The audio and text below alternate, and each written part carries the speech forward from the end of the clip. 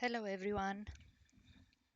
The third lecture it's about esophagus.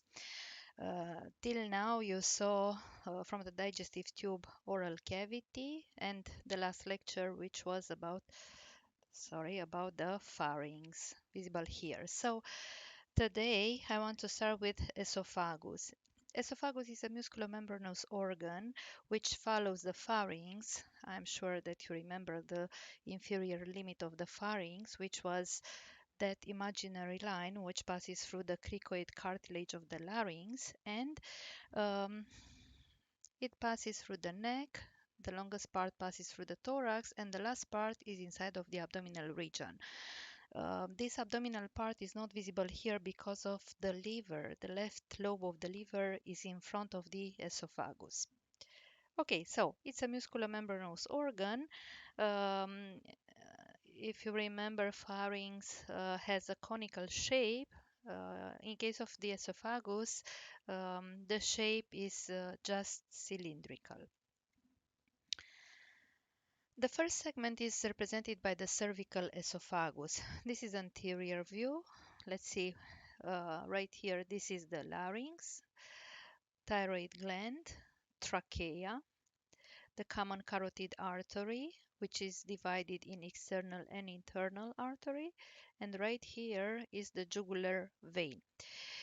In this anterior picture, we can see just a small part here from esophagus because at the beginning, look at it, the beginning of the esophagus is on this level. This, like a ring, is that cricoid cartilage, which is the limit for the pharynx, inferior limit of the pharynx. So we can say that right here start esophagus, but on its first segment, esophagus and trachea are in the same sagittal plane. Just after a few centimeters, trachea goes a little to the right, esophagus to the left. That's why we cannot see here esophagus. We can see just right here a small part. Uh, it's not very long, this cervical segment, so it has just a few centimeters, usually 5 or 6 centimeters. If you look to this picture, look right here, you can see the vertebrae. The vertebral canal is this yellow with the spinal cord. If we go in front, right here was the pharynx, which we did last time. And from this level start esophagus. So the cervical esophagus is just this part right here. Okay, so it goes downward, but right here on the base of the neck, it goes a little to the left. Which are the relations for this cervical part? Let's see. If you look here, in front of the esophagus is trachea. We have in this region, even they are not represented on this picture, but you will see later, we have thyroidian vessels, important vessels. We have nerves, and we can say that esophagus has relations with the left lobe of the thyroid gland, just the left lobe, because remember, esophagus goes a little to the left. In the right side, the right lobe of the thyroid gland has relation with trachea. What is it behind? Behind, like in case of the pharynx, there is that muscular plane, prevertebral muscles with prevertebral fascia, and if we go more behind, we have the cervical, the last cervical vertebrae. Laterally, in the right side, we can say it's trachea. Uh, Again, trachea is in front of the esophagus, but on the base of the neck, trachea goes to the right, so we can put it a little laterally. And the other relations in the lateral side are with the common carotid artery, right here, with the jugular vein, and with the nerves. For example, vagus is right here, and the sympathetic cervical trunk. You can see all this right here. So let's take this picture for example. Look, just this small blue part here, selected part is esophagus. You can see the red right here is the common carotid, the jugular vein. Right here, this yellow is vagus nerve. If you go more laterally, right here, you can see the phrenic nerve. Phrenic nerve is selected right here. So if you want to say all the relations, you can mention phrenic nerve too. And look, all these green parts, we mentioned them last lecture. They are lymph nodes, the cervical lymph nodes. You can mention them on the relations too. Okay, vagus is visible here. And on this picture, you can see esophagus, all the esophagus, but it's a posterior view. So the vertebral column, the bones are removed. So you can see the cervical part, the thoracic part, and the last part, which goes in abdominal region. Okay, let's see now the second part. So just this is the cervical esophagus. The thoracic esophagus starts from this region and passes through the thorax till the diaphragm. Diaphragm is this muscle which separates the thoracic region by the abdominal region. We cannot see in this segment esophagus because in front of it it's trachea and aortic arch and these vessels. We will take them immediately separate. So um, it's in a posterior plane, but right here is the beginning. Actually, the limit is another imaginary line, horizontal line, which passes through the sternal manubrium. This is the limit between the neck and the thorax. So from manubrium till the diaphragm, we have thoracic esophagus. It's important to understand that this segment of the esophagus, it doesn't go straight downward. You can see that it describes some curves, and its caliber is not uniform. It presents some constrictions. Look here, for example, or here, or here. These constrictions or narrowings are determined by the organs which are in contact with esophagus. Esophagus is a musculomembranous organ, so for example, the left bronchi, which is a cartilage, um, can press the esophagus and determine here a constriction. The same aortic arch because it's voluminous and when the blood passes through it, the pressure is big on esophagus. There is a constriction here on cardia. Cardia is the entry into the stomach. There is another constriction here. We say the mouth of esophagus. Don't imagine now that esophagus has a mouth. No, it hasn't. When we say mouth of the esophagus, we speak about the entry into esophagus. Which are the relations in this thoracic part? This is anterior view, this is a lateral view. So right here in the right side is trachea. In front, as I said, we have trachea. It's this part of the trachea and the left bronchi. I want to mention that trachea is divided usually um, between T4 and T6 in the left bronchi and the right bronchi. So this left bronchi is right in front of the esophagus. In this region, right here, it's removed now, but right here is located the heart which is covered by a membrane. The name of this membrane is pericardium. And for the most inferior part of the thoracic esophagus, we have diaphragm. If you look to this picture, look, this is diaphragm. This is a lateral view right here. So you can see that this muscle, at the beginning, it goes horizontally from anterior to posterior, but then it's very arcuated and it goes downward.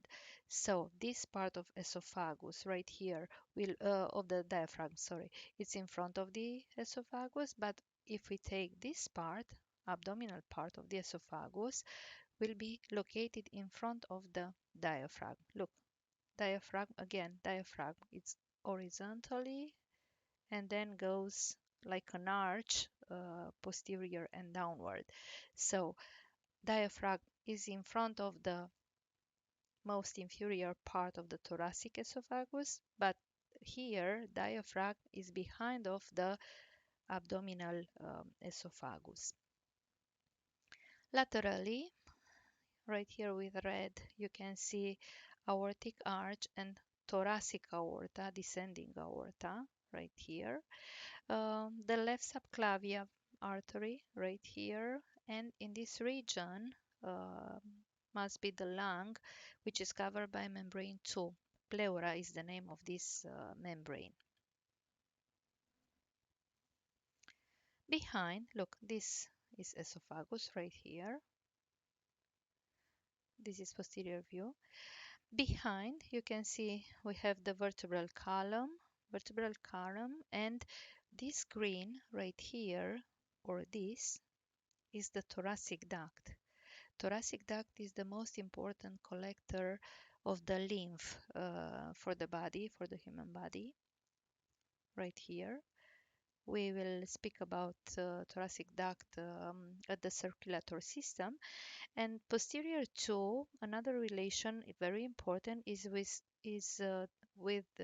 this vein right here, azygos vein. Azygos vein is the most important venous collector for the blood from thorax. This azygos vein goes to the superior cava vein. So the venous blood from the thorax first is collected into azygos, and then it will go to superior cava vein. This is superior cava vein. But in this picture, for example, we cannot see azygos vein because it's posterior and a little to the right. Here we can see the posterior part, but the left side. That's why I wanted to put two pictures. Okay, the last part, abdominal esophagus, is the smallest part of the esophagus. It has usually 2 or 3 centimeters. The limit, superior limit, is diaphragm, and inferior limit is the entry into the stomach. Cardia is the name of this orifice. Right here, esophagus on its right side, you can see that is followed by the um, sorry, by the lesser curvature of the stomach. Actually, there is no a clear limit between esophagus and stomach. It's like a vertical line. But on the left side, the left border of the esophagus forms here with the greater curvature of the stomach, forms an angle. Um, this esophagean, gastroesophagean angle, it's important. Okay, let's see a few relations for this part of the esophagus. In front of it, right here, uh, we have some membranes. Peritoneum is the name of this membrane. And if you look to this yellow part, this is the lesser epiploon. You will see today a little later that peritoneum can take different names in function of the position or in function of the um, connection of the organs with these membranes or organs with the wall. You will see in a few minutes. So till now, till then, you have to know that this is the lesser omentum or lesser epiploon. So in front of this abdominal part of the esophagus, it's liver, it's this epiploon, and we have peritoneum, which covers all these organs in front. What is it behind? Again, we speak about just this part, abdominal part. Behind there is vertebral column, diaphragm right here, and the vagus nerve. It's not represented here, but it's in this. It has this direction. Good. So we saw that esophagus presents cervical part, thoracic part the longest, and abdominal part the smallest part. I said at the beginning that esophagus it's a musculomembranous organ. So on its structure we can find three different layers. It has a muscular layer, like this was pharynx, esophagus is right here. So muscular layer and a mucous membrane deep inside. Between them, it presents a submucose. Good.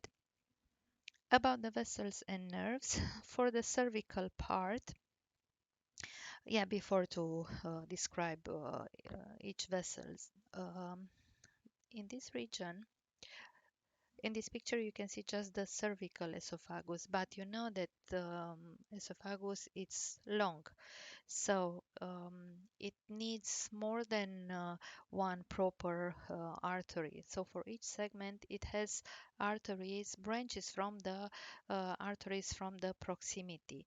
So for example, in cervical region, the most important here are these thyroidian arteries. So they determine branches for the cervical esophagus.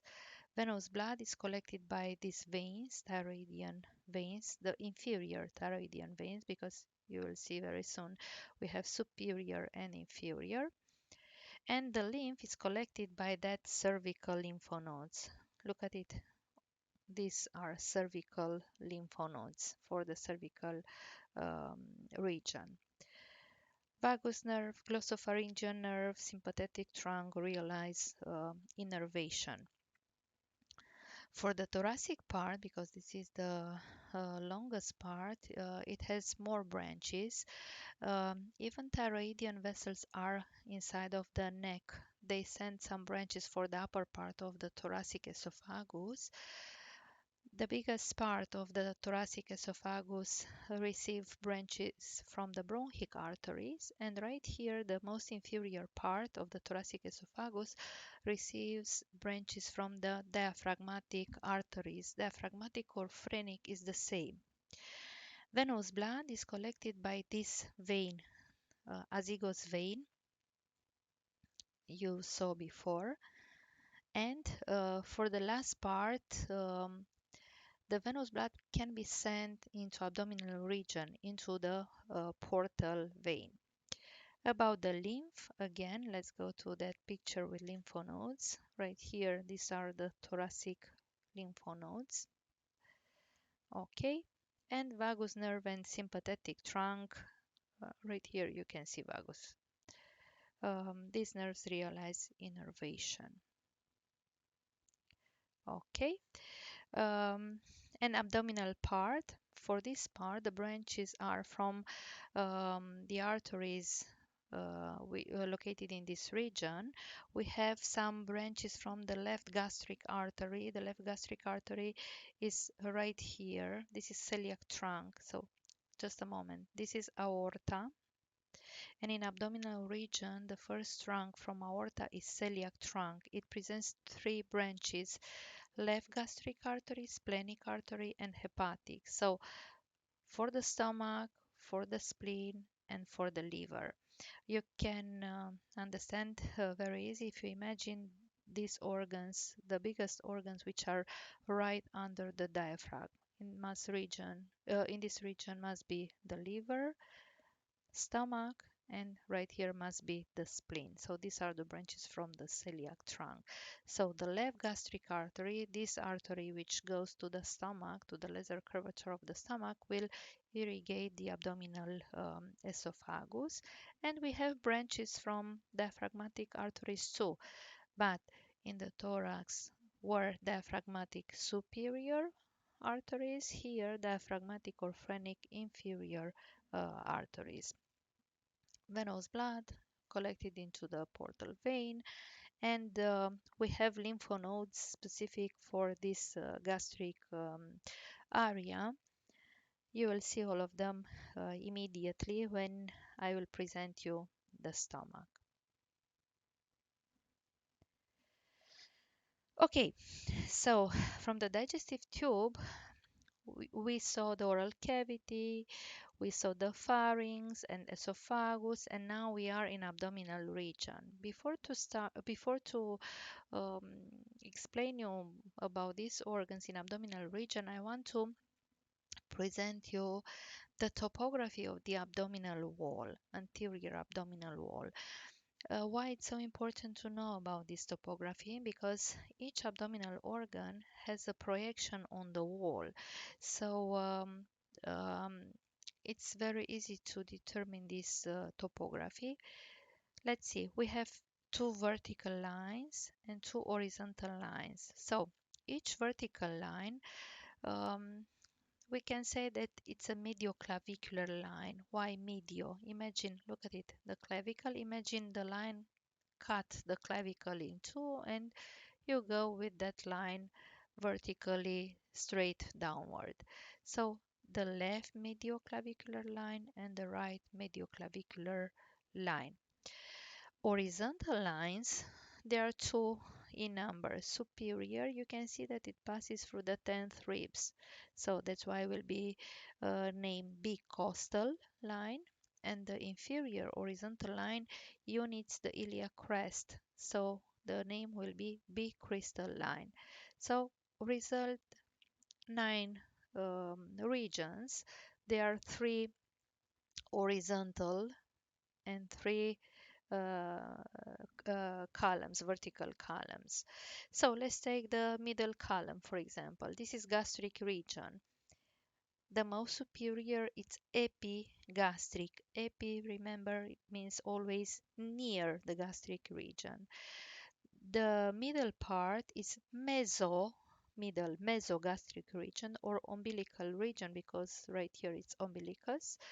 And the most inferior part here is hypogastric region or pubic region if you want, because of the pubic symphysis. The lateral parts, they have the same name. So hypochondric region, the right and the left. Right here we have in this picture is written lumbar. Um, Actually, we use lumbar more for the posterior abdominal wall. Okay, so it's better to use colic, the right colic region and the left colic region, because of the colon, ascending and descending colon. And the most inferior part from these lateral columns, iliac fossa, the right and the left, of course, because of the iliac fossa of the iliac bone. So this is the topography. If you look, for example, in this picture, if we take the stomach, we will say that its projection is on the epigastric region, but look, it has a part here on the lateral left um, column. So right here is the left hypochondric region. Good. Now, um, the next part it's a little complicated, so please attention. Um, this is peritoneum. We are now in abdominal region. You have to know that in this region there is a membrane. Actually, is the most extensive, the largest membrane in our body. Look at it. How big is it? Is it if we remove all the peritoneum from abdominal region? It occupies a very big surface. The function of this membrane, by the way, the membrane is represented here with this red line and the blue line. Actually, the function of this membrane is to cover internal surface of the abdominal cavity, to cover abdominal organs, not all of them, you will see very soon, and to connect these organs between them. Actually, there is just one membrane which changes its direction, and in function of this take a different name. For example, let's start with umbilical region. This red line is the parietal peritoneum, parietal because it's connected with the anterior abdominal wall, superior abdominal wall, right here is the diaphragm. And look at it, from this region, it turns back. It's followed by this blue line, which covers the liver. Liver is this organ represented here. So the membrane, the same membrane in this segment, the name is parietal, but the part which covers the organs will be visceral. Between the parietal and visceral peritoneum, there is a cavity, a virtual cavity, virtual because um, actually there is no free space. Look, in this picture, for example, is represented liver, stomach, just a section through the transverse colon and through the small intestine. But you know, the small intestine has many folds here, so it occupies here a big space. We have other organs, not just digestive organs in abdominal region. Here, for example, these two organs, they are digestive. It's pancreas and duodenum. They are located behind of the peritoneum. Look, peritoneum is in front of them. So that's why we will say they are retroperitoneal. So let's turn back. The yellow part is that cavity, peritoneal cavity, which contains a small quantity of fluid, which is important because you know the digestive organs, they have a mobility. It's interesting that in case of the man, peritoneal cavity is totally closed, but in case of the woman, peritoneal cavity communicates with exterior part of the body. I will explain you why. So look at it. This is vagina right here. This is the uterus, fallopian tube, and ovary. You know that vagina has a cylindrical shape. Uterus, it's a cavity. Fallopian tube, it's a tube, so it has like a canal here inside. And right here, this part of the fallopian tube, you can see some prolonges. You can imagine these prolonges like fingers. They don't cover perfect the surface of the ovary, so there is an orifice here. We say that this is the abdominal orifice of the fallopian tube. So through this, look to this picture. We speak about this region. So in the lateral part, right here, this is peritoneal cavity. So through this orifice, peritoneal cavity communicates with the external surface of the body. Even we speak about the virgins, you know that in this case there is hymenus on the most inferior part of the vagina, but hymenus, it doesn't close totally vagina. It has some orifices, very thin pores, which permit communication with the external surface of the body. Okay, so these organs, which are covered totally by the peritoneum, we say they are intraperitoneal, but some organs, for example, this pancreas and duodenum, they are covered by the peritoneum just in front. So we can say they are extraperitoneal organs or retroperitoneal because they are behind. So this peritoneum, again, this peritoneum, the red and the blue lines, peritoneum, it's a membrane actually, but it can take different names in function of the position. So we can say that the name is mesos if it connect the organs with abdominal wall, posterior abdominal wall. Um, right here we can describe mesenterum and mesocolonum. So enterum is specific for the small intestine. Mesenterum connects the small intestine with the posterior abdominal wall. Colonum, mesocolonum connects the colon, the large intestine, with the posterior abdominal wall. Okay, another example for a name of peritoneum is ligament. Ligament, we use this term just if peritoneum connects one organ with another. So gastrocolic, for example, connect gastro means the stomach with the colon. Gastrosplenic is another example, stomach with the spleen. If the connection is between more than two organs, the name will be omentum or epiploon. So I will present you the lesser and the greater epiploon. So all these mesos, ligament, omentum, they are actually parts of peritoneum. So let's see the lesser epiploon. Is this yellow part here, this membrane?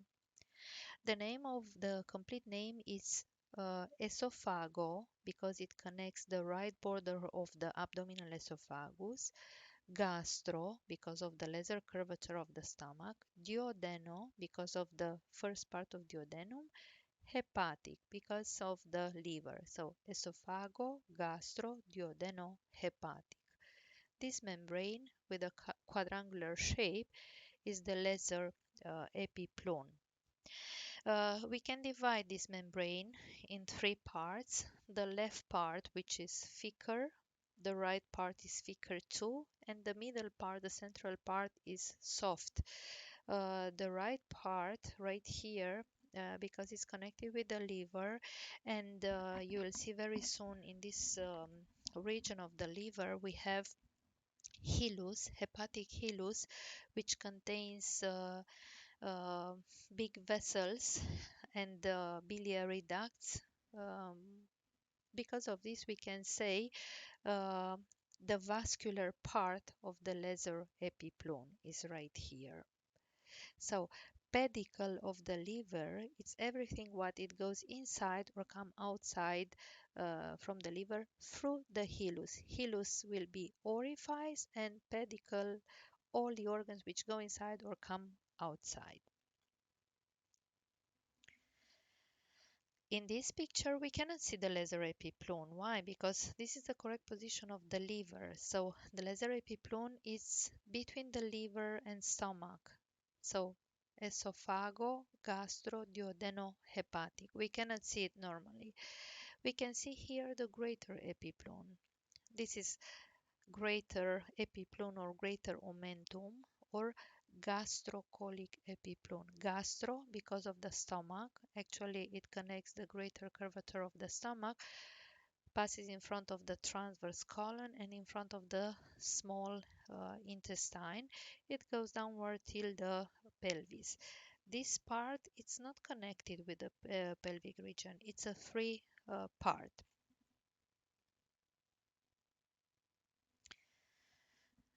If you look to this picture, imagine it helps us to understand how is it actually this greater omentum.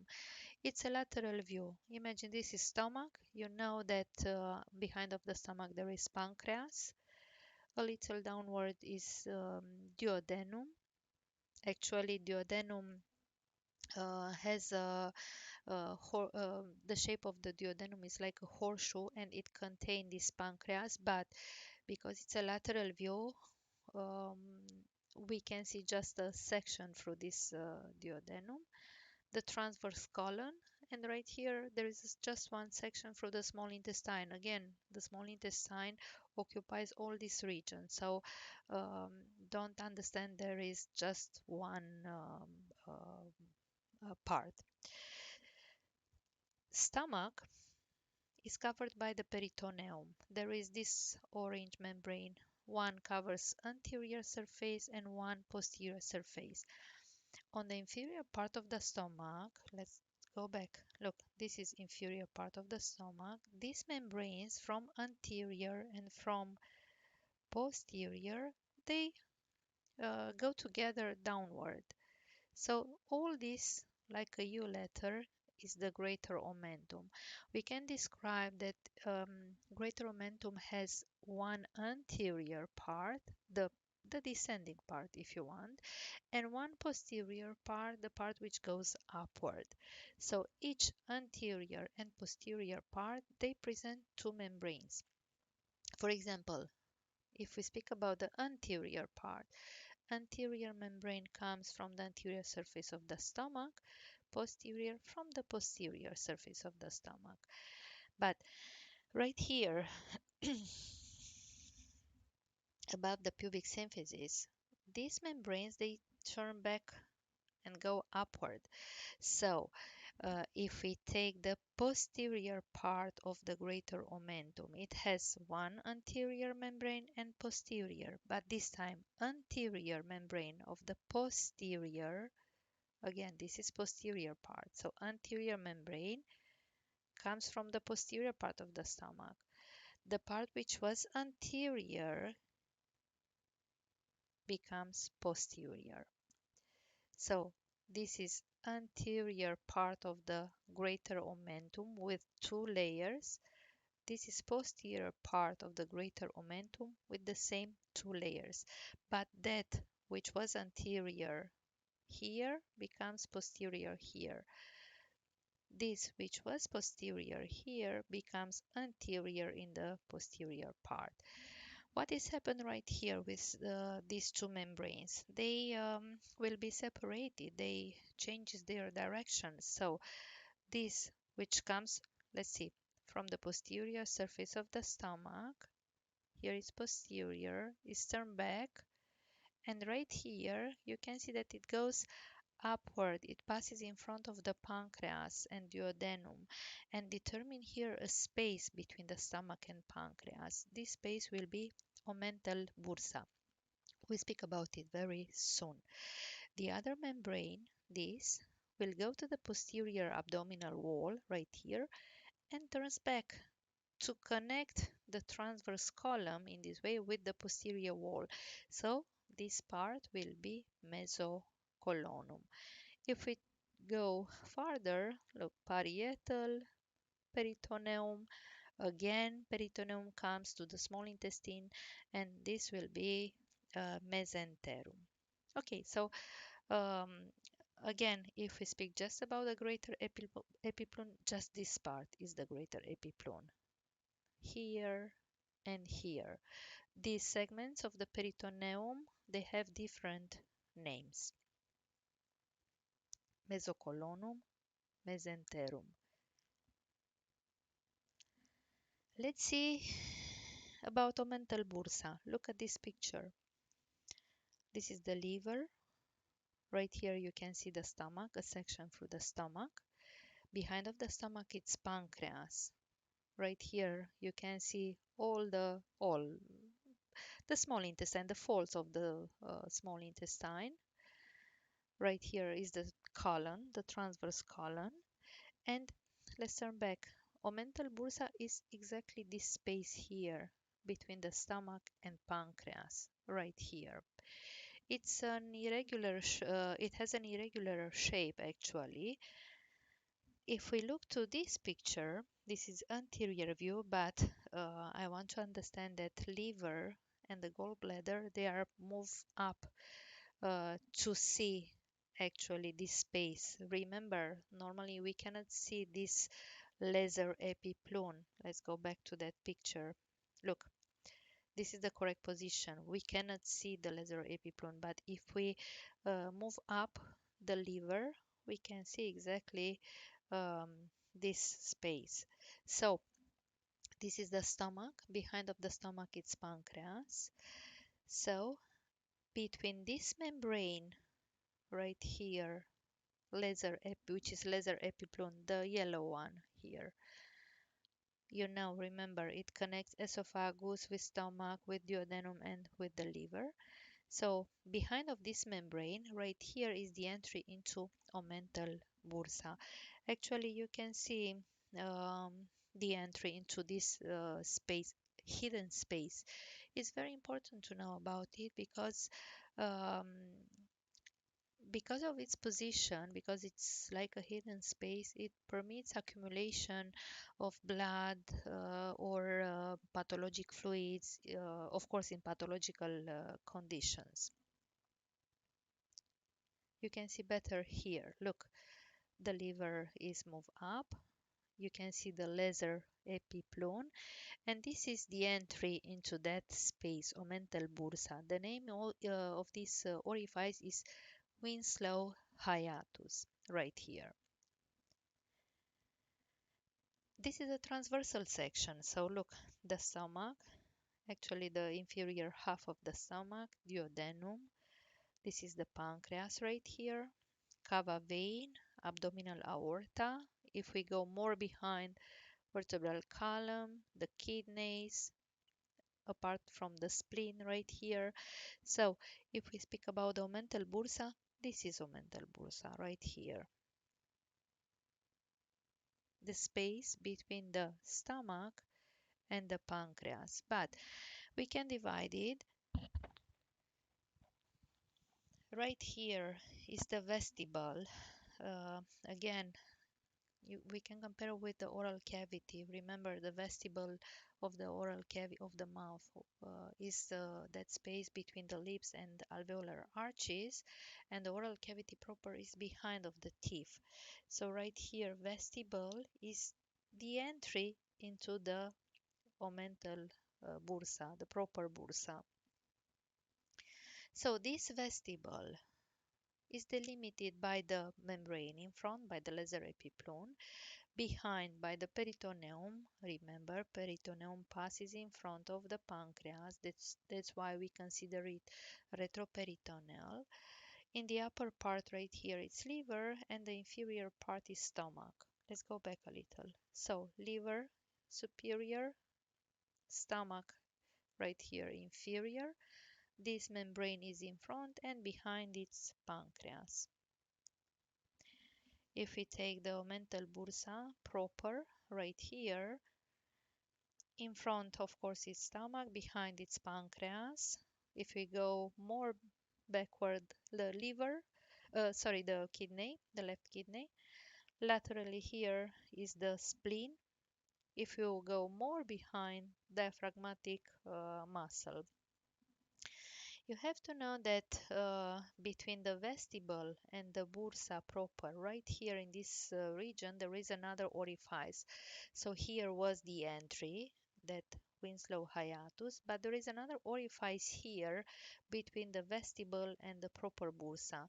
This is the left orifice actually of the omental bursa. Right here, this space is closed. So it's like a bag, this bursa. The entry is here, and here the space is closed.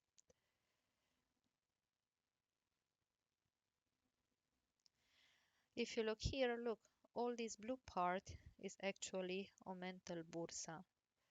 Um, it's irregular. Even here looks like like a line, very thin. Actually, in a sagittal view, you can see it's irregular. It determined three prolonges, one which goes to the esophagus superior, one goes to the spleen, and the um, biggest extension it's inferior. We say omental recessus. It goes to the omentum. Okay, so here is omental bursa right here. This space is omental bursa between the stomach and uh, anterior and the pancreas posterior. Good.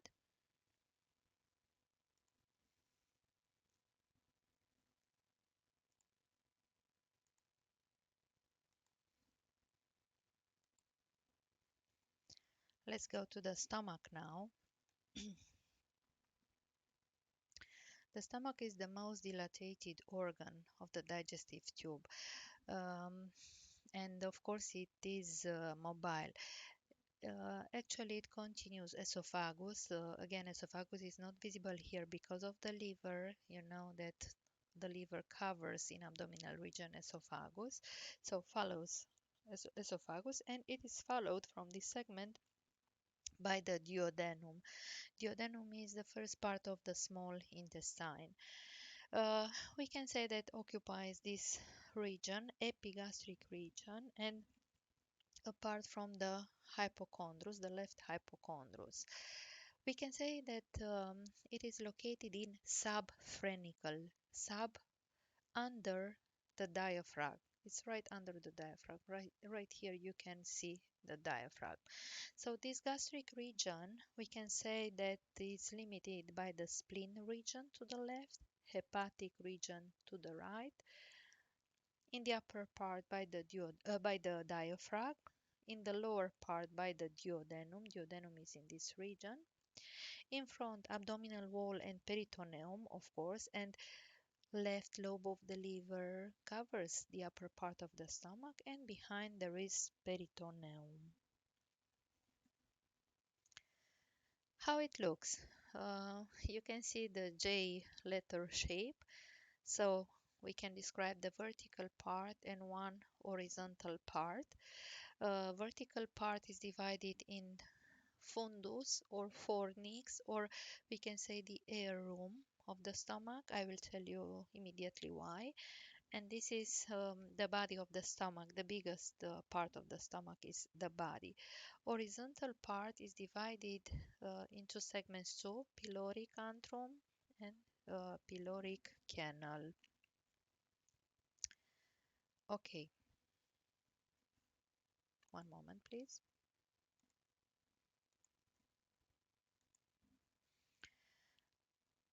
Why this segment is the air room? You know that when we eat with the food, we inject some air, and of course, because of the gravitation, the food will be accumulated in this region, and the air it will be accumulated upward. Sometimes when we eat when we are very hungry and we eat very fast, we inject a big quantity of air, which can determine a pressure in this region. So if you press your abdominal wall right under the sternum, this air will be evacuated through the esophagus, pharynx, and mouth. Eructation is the term, and after you do this, you can feel good. We can describe two surfaces, anterior and of course the opposite side present posterior surface. Two borders. This is the right or the lesser curvature and the left or the greater curvature of the stomach. So um, the left curvature, it's the greater curvature. The right curvature is the lesser. There is one orifice, the entry into the stomach, which is cardia, and another orifice here, which is pylorus. Pylorus is actually the limit between the stomach and duodenum. You saw how it looks outside. Let's see now how it's inside. Um, In abdominal region, all the organs, digestive organs, present four layers. Actually, there is a serous membrane, a muscular layer, a submucous, and the mucous. If you look to this picture, so the deepest layer is the mucous membrane. In case of the stomach, mucous membrane is not uniform. It's very folded. Actually, there are some folds in all the directions along of the curvatures. Some are transversal, some are oblique. Between these folds, you can see some grooves. Actually, they look more like lines, but they are grooves right here.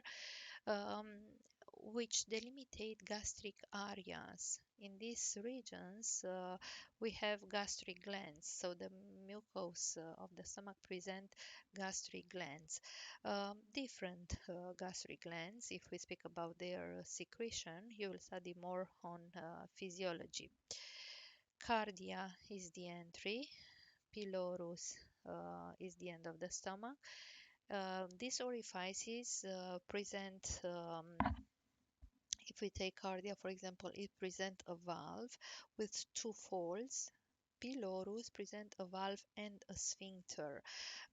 It's important pylorus to have a valve and a sphincter because the food must stay a time inside of the stomach to be mixed with the um, gastric secretion. So, in this time, the sphincter and the valve keep this orifice closed. Um, because of the gravitation, the pressure is bigger on this orifice than on this orifice. That's why here it's enough a valve, here it's not enough. That's why this orifice present a valve and a sphincter. Sphincter is a muscle with muscular fibers with a radial distribution, like the sun rays. And when is it contracted, it can close perfect the orifice. Let's see relations for the stomach. Um, if you look to this picture, look right here is the liver, the stomach.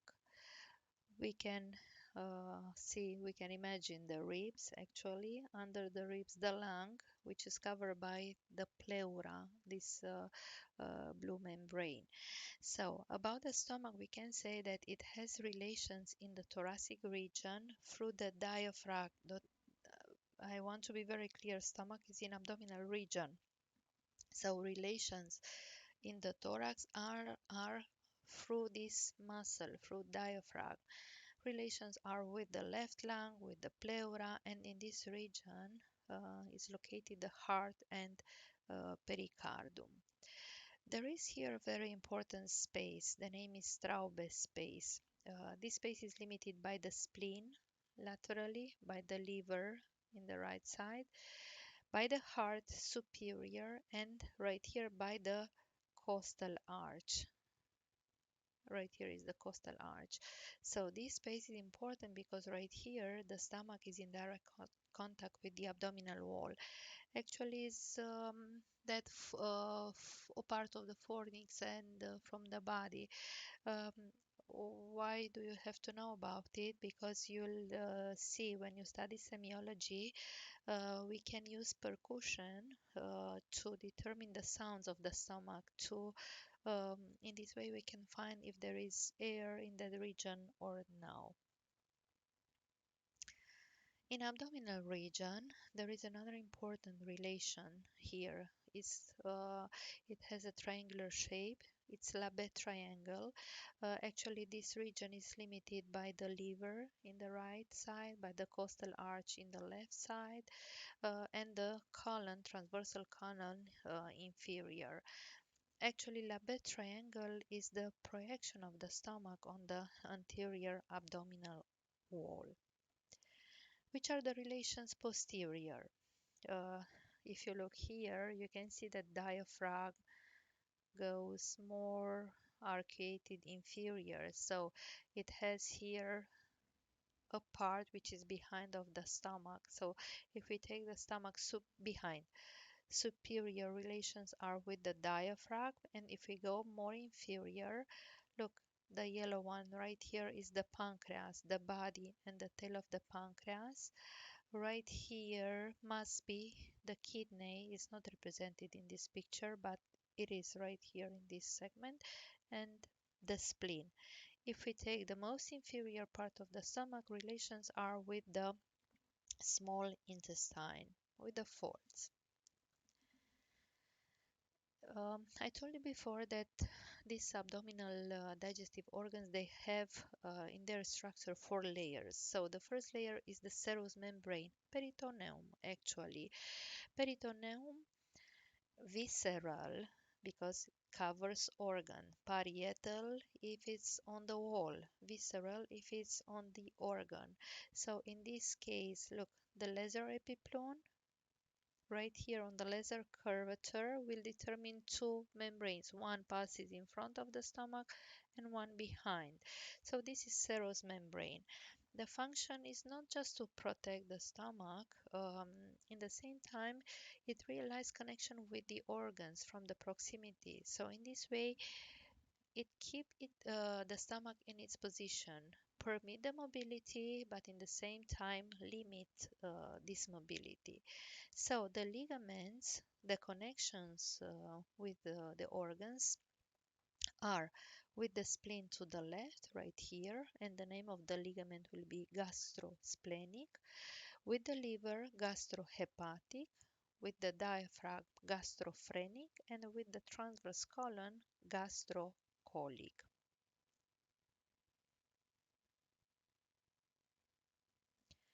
The second layer is represented by the muscles. So look, this was the serous. Right here we have um, muscles. You have to know that muscular fibers, they have different directions. So at the surface they are longitudinal, in the middle circular, and deep inside oblique fibers. So longitudinal, you can see right here circular, and these are oblique fibers. It's important because in this way they can permit the dilatation of the stomach when it's full with food. Then there is a submucous membrane, and again it's important because it has a lot of blood vessels, lymphatic vessels, and it presents a nervous plexus, Meissner plexus. These abdominal digestive organs, they have in submucous the Meissner plexus. And the last layer, mucous membrane, but we spoke about it before. Um, Again, I want to remember that we have different type of glands. Not all of them they have acidopeptic secretion. So some of them they have a mucous secretion for protection of the mucous membrane. Good. About the vascularization, it's very important. We have big vessels here for the stomach and they can be groupated. For arteries, there is a group like an arch along of the greater curvature and there is another one along of the lesser curvature. So let's take first the lesser curvature. We have two arteries, one for the left side and one for the right side of the lesser curvature. So this will be the lesser the left gastric artery. This is the right gastric artery, but they have different origin. You have to know these origins. Let's turn back a little to aorta.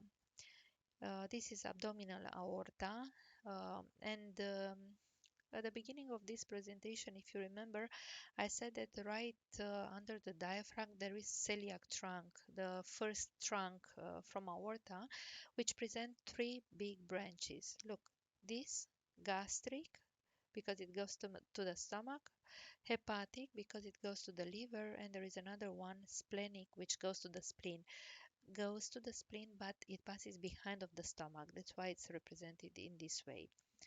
So this branch which goes to the stomach, this is the left gastric artery or coronary artery. That, but please don't confuse it with the coronary artery of the heart. So they are different. So the left gastric artery, which is a branch, direct branch from the celiac trunk, and the right gastric artery right here, which is a branch from the hepatic artery. So even hepatic is from celiac trunk too. So we can say that the lesser curvature is irrigated by branches from the celiac trunk, but the first segment direct from the trunk, the second from the division of the trunk from the hepatic artery. What is happened with the greater curvature? Right here we have Again, a left part and the right part. This is the left gastroepiploic. Gastro because of the stomach, epiploic. Remember right here, start the greater epiploon. So there is a common artery. Gastroepiploic left, which is a branch from this, from the spleen artery, and gastroepiploic right, which is a branch from gastroduodenal. Gastroduodenal, it's a branch uh, from the hepatic artery too. Right here, you can see this is gastroduodenal. Okay. On this anterior surface, there is a region which has vessels, gastrectomy area. So in the surgery of the stomach, we have to find that region, and we can cut with the a risk of the hemorrhage. If arteries are grouped along of the lesser and the greater curvature, it's exactly the same for the veins. Venous blood from the lesser curvature will be directed to the portal vein right here, and from the greater curvature to the spleen in the first part, and to the mesenteric vein to this part. Attention, both splenic vein and mesenteric vein, they finally go to the portal vein. So we can say actually that all the venous blood of the stomach is collected into the portal vein. And innervation is realized by the nervous fibers from solar plexus, it's in abdominal region, and vagus nerve, of course. About the lymphatics, we have three groups. The first group is right near the stomach. The second group is a little far from the stomach, and the third group is very far. You will see how. So the first group, you can see we have some lymph nodes along of the lesser curvature, along right here near the spleen, and there are some lymph nodes in this segment behind of the pylorus, retropyloric lymph nodes. The second group is a little far. If you look to this picture, all the abdominal organs are removed. So you can see here aorta, the blue one is the lower cava vein, and all these green formations are lymph nodes. We say periaortic, periaortic, peri means near. They are near the aorta. Aorta is right here. So the second group of lymph nodes, it's a little behind, far from the stomach. And the third group, supraclavicular, is visible in this region, supraclavicular lymph node. Um, this lymph node cannot be detected in a normal condition. When it becomes palpable, it's usually a sign for the gastric cancer in the third stage. Remember that I told you that through lymphatic ducts, tumor, the cells of the tumor can be moved far from the tumor. So that's why from the stomach they can they can affect these lymph nodes. Good. Let's take a break for a few minutes.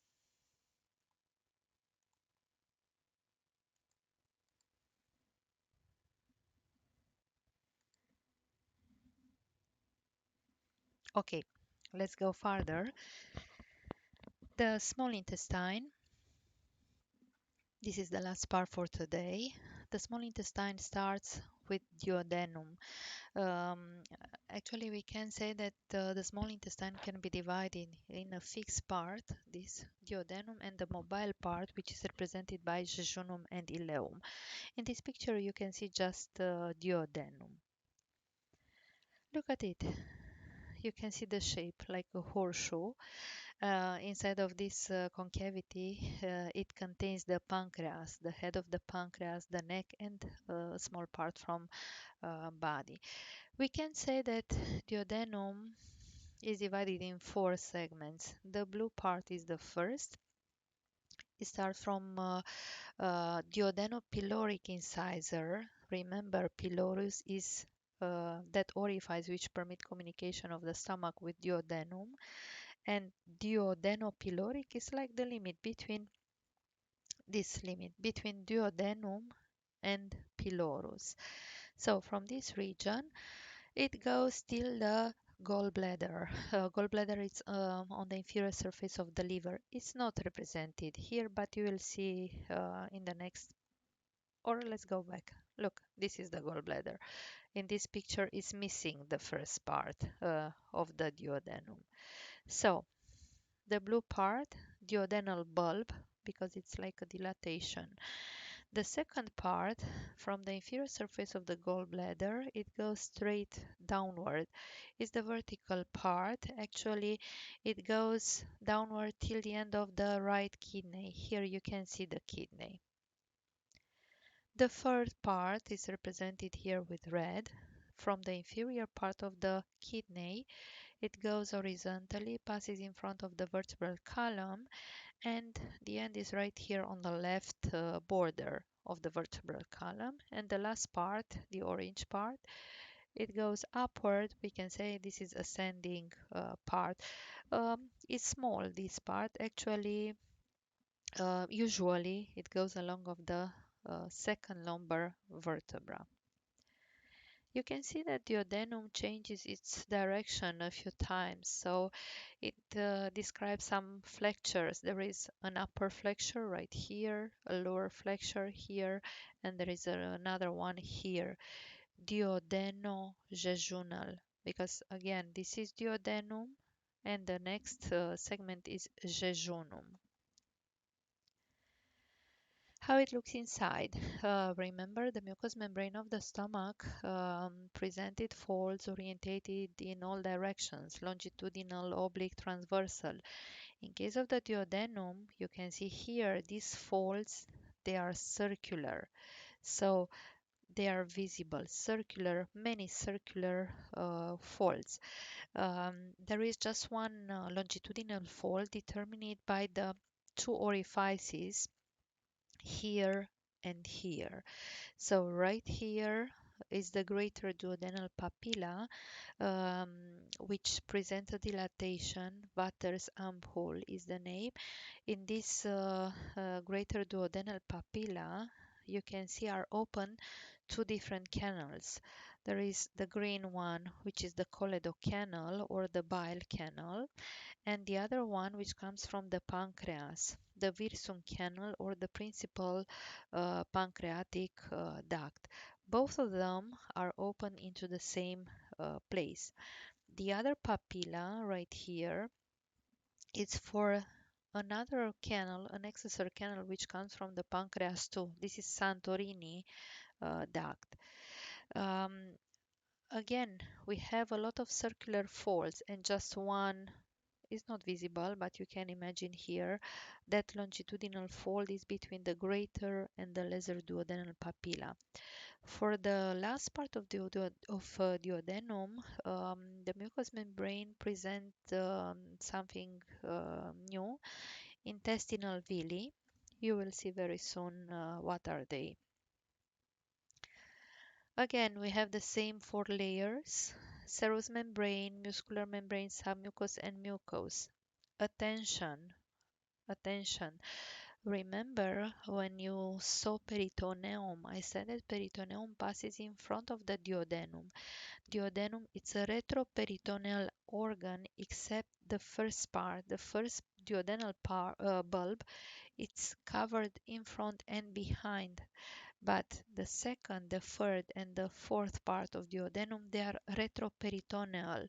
Why? Because on the posterior side of duodenum is form of fascia, Treitz fascia, which is which determine a connection between duodenum and the wall, posterior abdominal wall, so that peritoneum cannot pass is behind of duodenum, it will pass in front. Um, don't imagine that this peritoneum is uniform here. It forms a lot of folds or spaces near the duodenum.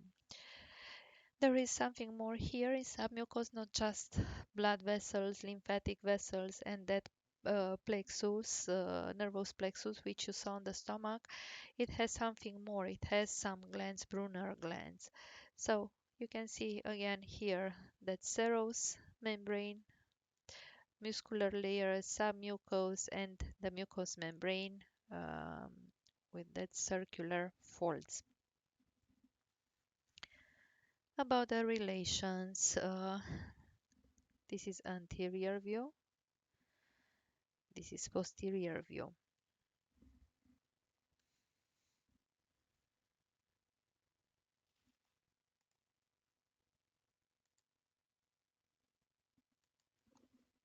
Okay, so let's turn back to the relations. Remember, in the posterior side is not visible, but is that fascia, the Treitz fascia, which determine duodenum to be retroperitoneal. In front, we speak about the first part, just about this part. In front right here is the liver, but in this picture is moved up to see actually the duodenum. The liver is right in front. Behind of this part is the green canal, which is the choledoc canal. If you look to the posterior view, you can see here. So this is the duodenal bulb right here. And you can see the choledoc canal behind, the portal vein, and gastroduodenal artery. Above, again, its liver, and under the duodenal bulb is the head of the pancreas. For the second segment, this is the second part. Again, the liver, look at this picture. Now it's clear that the liver covers the first segment and apart from the second segment of the duodenum.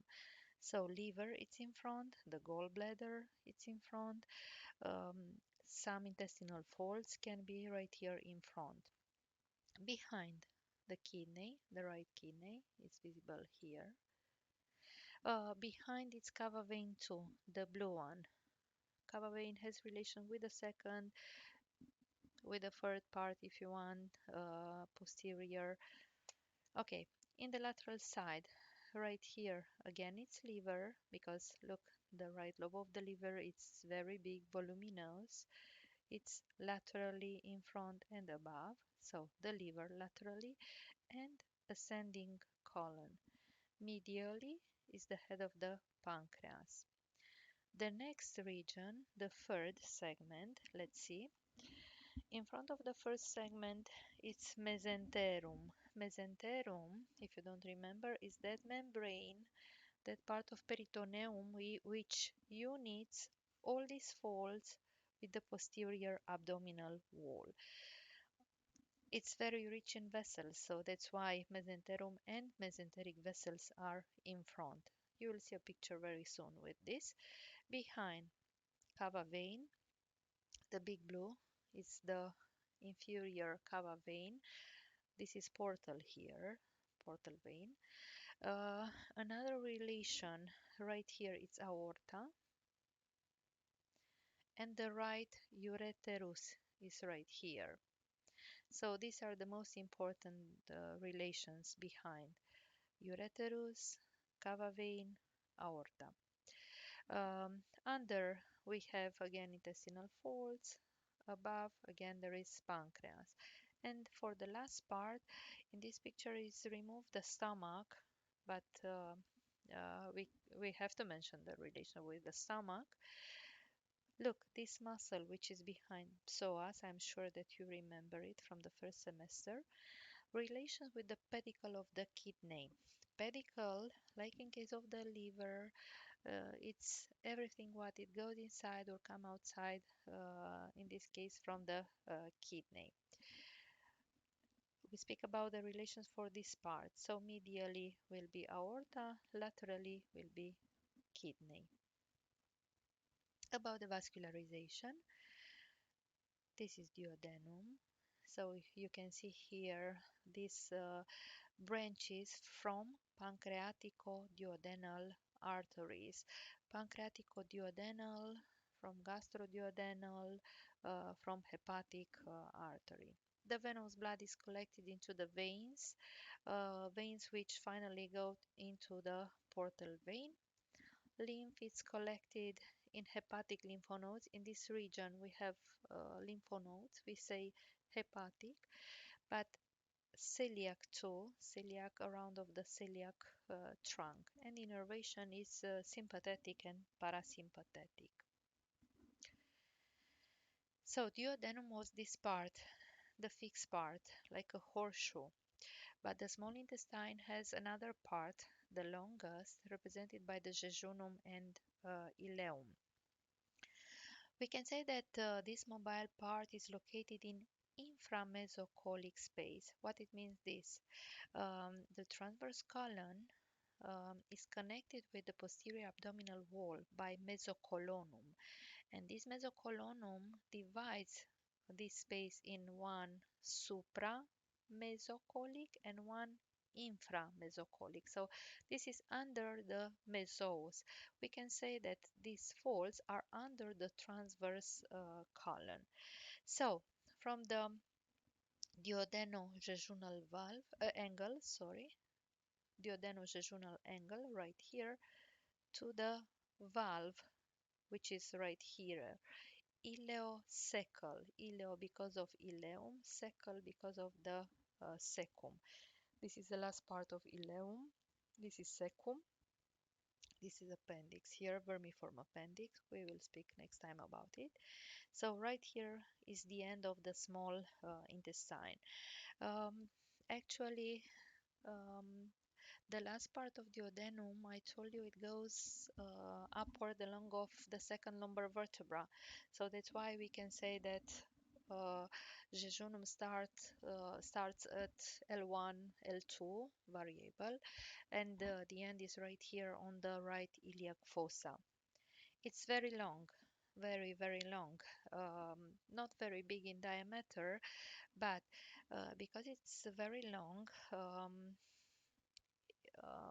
it occupies a big space here. So even it looks very irregular, you have to know that these folds they respect the shape. So they stay in this way because they are connected on the posterior surface by a membrane. Mesenterum is the name of the membrane with the posterior abdominal wall.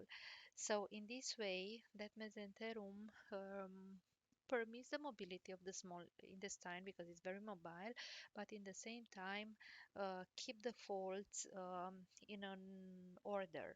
It's important to be in this way. Actually, at the beginning, the intestinal folds are more horizontally, and then they are more vertically. It's important because you know that inside of the small intestine is realized absorption. So in this segment is realized absorption. So because of this, it's necessary that the intestinal content to progress slowly.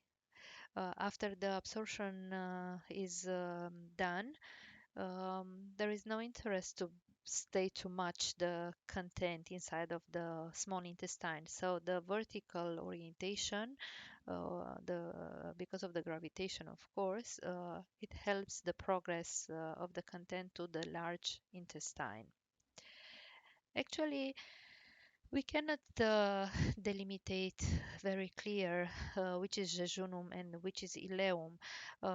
If you divide all the mobile part in 5 segments, the first and the second part are jejunum, and the last 3 parts form ileum.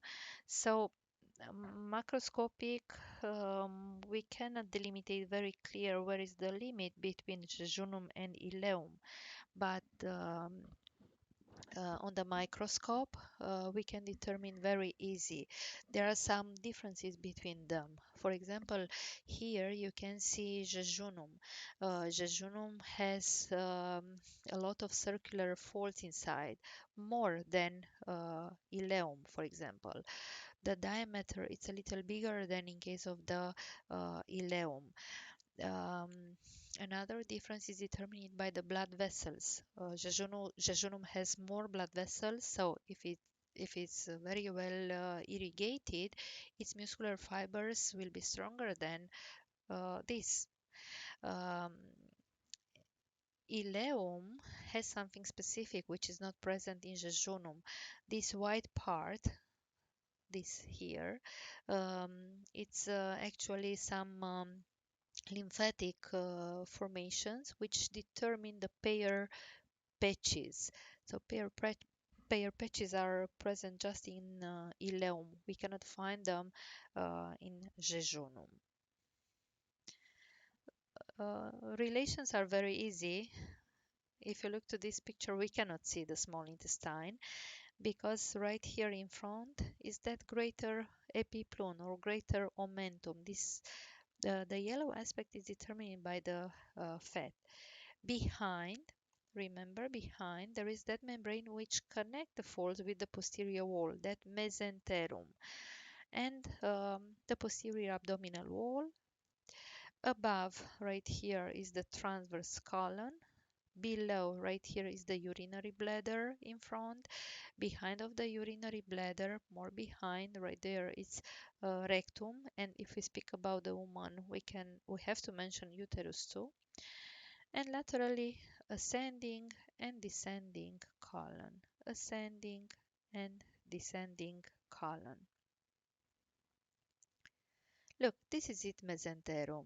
In this picture, the small intestine is removed. So all that folds are removed. Here is the beginning of the mobile part of jejunum, let's say jejunum, and here is the last part of ileum. This green is mesenterum. Now, don't imagine that in a real body it has this green color. No, I wanted to put this picture because you can see, and I think it can help you to understand how is it. Look, it's very, very, very folded. So if you remove this mesenterum, it occupies a very large surface. So look at it. This part here, this surface, anterior surface, it's more orientated to the right. This surface, the left surface, is more orientated behind.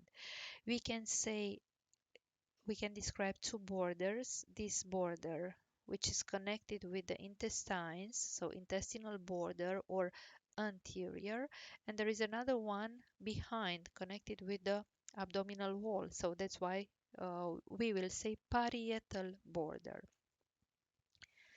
The root of the mesenterum, it's like an S from the left to the right.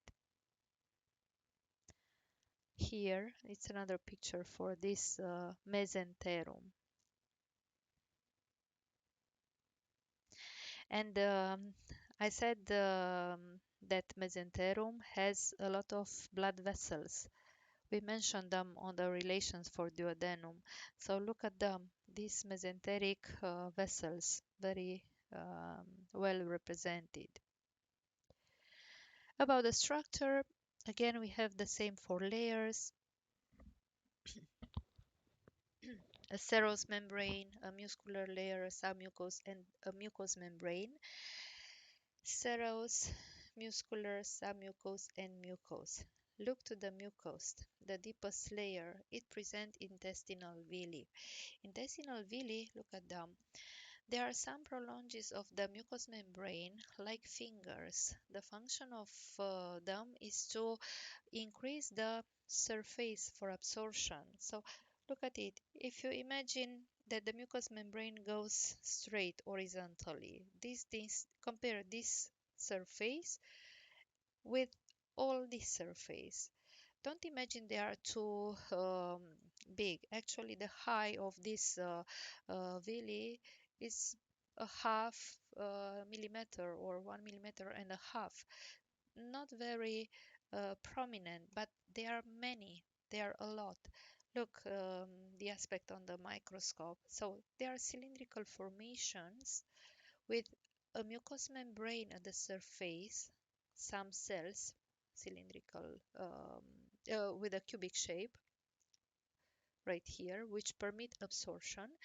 And inside of them, inside of each villi, we have blood vessels, arteries, veins, and right here you can see with green a lymphatic duct.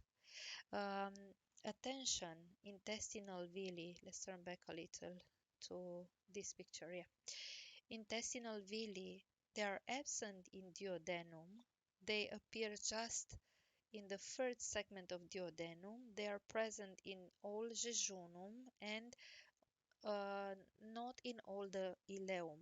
Actually, we can say that intestinal villi are present in all the small intestine except the beginning and the end of it.